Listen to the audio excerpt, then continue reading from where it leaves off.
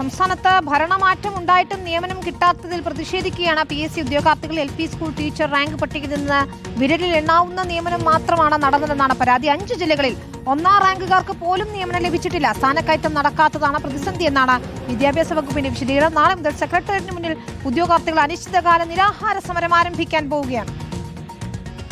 14 ജില്ലയിൽ 5 ജില്ലയിൽ 1ാം റാങ്കുകാരന് പോലും ലഭിച്ചിട്ടില്ല. പക്ഷേ ബാക്കി ജില്ലയിൽ എന്ന് പറയാൻ വിരലിലെണ്ണാവുന്ന നിയമനം മാത്രമേ നടന്നിട്ടുള്ളൂ. അതും ഡിസബിലിറ്റിക്കുള്ള ഒഴിവുകൾ പോലും അതിൽ ആളില്ലാതെ അങ്ങനെയുള്ള വിഭാഗങ്ങളില്ലാതെ അവർക്ക് വേണ്ടിയുള്ള ഒഴിവുകൾ അടുത്ത റാങ്ക് ലിസ്റ്റുകാർക്ക് വേണ്ടി മാറ്റിവെച്ചിട്ട് ഞങ്ങളിന്ന് ഒഴിവ് പിടിച്ചു വെച്ചിരിക്കുകയാണ്. പല ജില്ലകളിലും ഒരു 20ന്റെ താഴെ 30ന്റെ താഴെയൊക്കെ നിയമനങ്ങൾ നടന്നിട്ടുള്ളത്. നിലവിലത്തെ സാഹചര്യത്തിൽ HM പ്രൊമോഷനിൽ ഇതുവരെ ആയിട്ട് HM പ്രൊമോഷൻ നടക്കുകയോ ആ ഒഴിവുകളിലേക്ക് നമ്മളെ പരിഗണിക്കപ്പെടും എന്നുള്ളൊരു വസ്തുത പോലും ഞങ്ങൾക്ക് അറിവില്ല.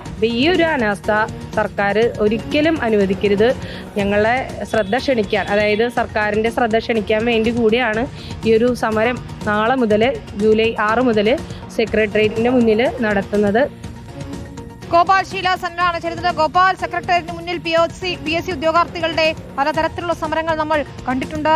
മുട്ടിലിഴഞ്ഞും ഒപ്പം മുഖം മൂടി ധരിച്ചുമൊക്കെ അവർ സമരം ചെയ്യുന്നത് കണ്ടിട്ടുണ്ട്. എന്നാൽ ഇനി അങ്ങനെ ഉണ്ടാകില്ല, UDF സർക്കാർ വന്നാൽ എന്നതായിരുന്നു ഉറപ്പ് നൽകിയിരുന്നത്. പക്ഷേ വീണ്ടും സമരത്തിലേക്ക് പോകാൻ നിർബന്ധിതരാകുകയാണോ PSC ഉദ്യോഗാർത്ഥികൾ?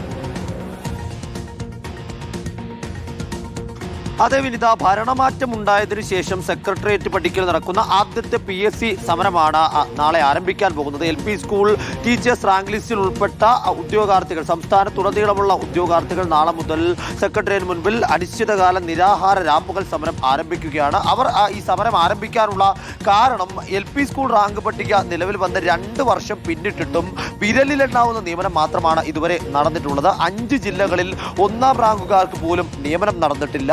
പലരും ഓഫീസുകൾ കയറിയിറങ്ങി മടുക്കുകയാണ്. വിദ്യാഭ്യാസ മന്ത്രിയെ നേരിൽ കണ്ടു, പരാതി നൽകി, മുഖ്യമന്ത്രിയുടെ ഓഫീസിൽ പരാതി നൽകി. അവിടെ നിന്നെല്ലാം മറുപടികൾ ഉണ്ട്, അവർ കാര്യങ്ങൾ മനസ്സിലാക്കുന്നുണ്ട്, ഇടപെടാമെന്ന് പറയുമ്പോഴും കാര്യക്ഷമമായ രീതിയിലൊരു പരിഹാരം ഇവർക്ക് ഉണ്ടാകുന്നില്ല. ആ ഘട്ടത്തിലാണ് ഇവർ സമരത്തിലേക്ക് കടന്നിരിക്കുന്നത്. ഇതിൽ പ്രധാനമായ കാരണം, നിയമനം നടക്കാത്തതിനുള്ള പ്രധാനപ്പെട്ട കാരണം HM പ്രൊമോഷൻ കൃത്യസമയത്ത് നടക്കാത്തതാണ്. സ്ഥാനക്കയറ്റങ്ങൾ ഈ വർഷം വല്ലാത്ത രീതിയിൽ വൈകിക്കൊണ്ടിരിക്കുകയാണ്.